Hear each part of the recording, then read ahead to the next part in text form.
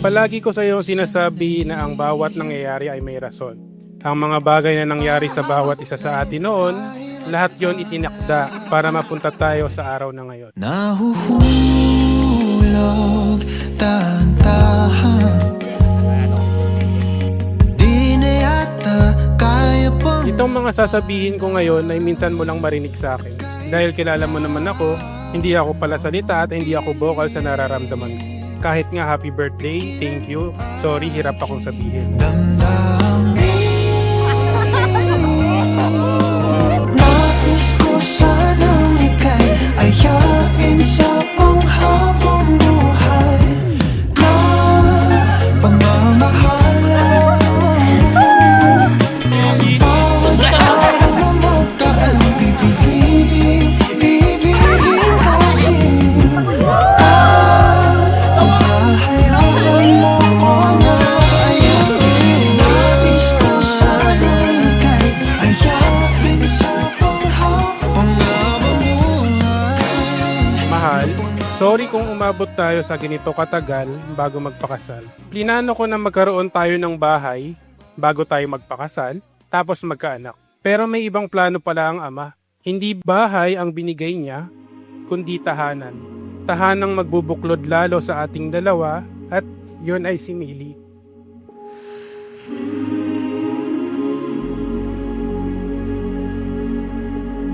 Tayo po ay nagtitipon-tipon ngayon sa mga mata ng Diyos at mga anghel. Sa presensya syempre ng ating mga kaibigan at mga mahal sa buhay upang saksihan ang isa sa makaisahang yugto ng inyong buhay. Upang bigyang pugay ang halaga at kagandahan ng pagmamahal at bigyan ng basbas ang inyong pag-iisang dibdib. Bernie and Sherna sa isang banal na kasalan. Mahal, Bernie Albert, sa loob na mahigit 10 taon, ikaw ang naging kasama ko sa bawat tagumpay at pagkatalo.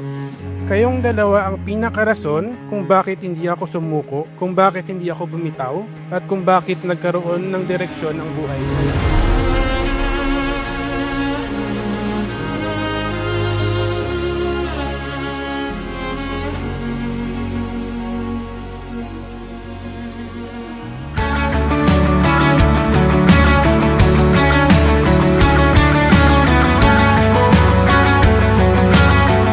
Pinapangako ko na kahit nagsisimula ulit tayo ngayon, gagawin ko ang lahat para mabigyan kayo ng magandang buhay ni Millie.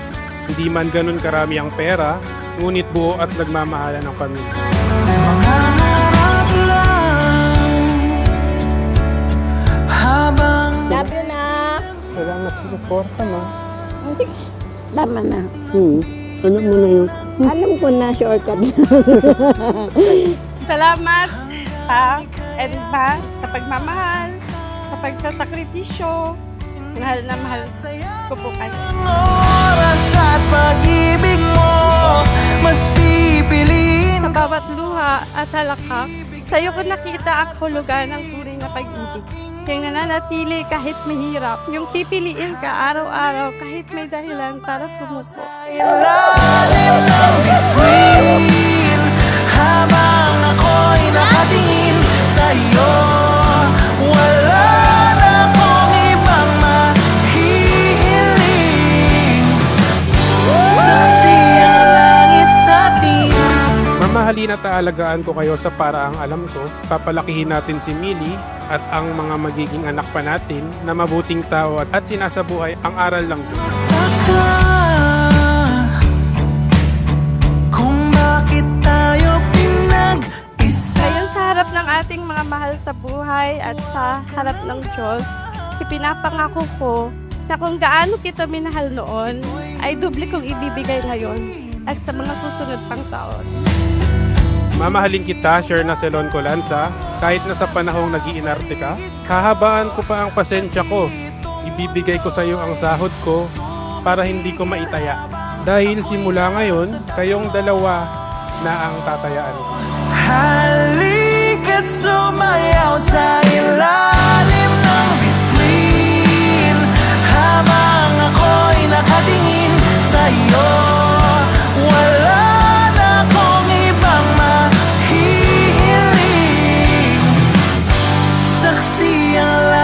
sa atin.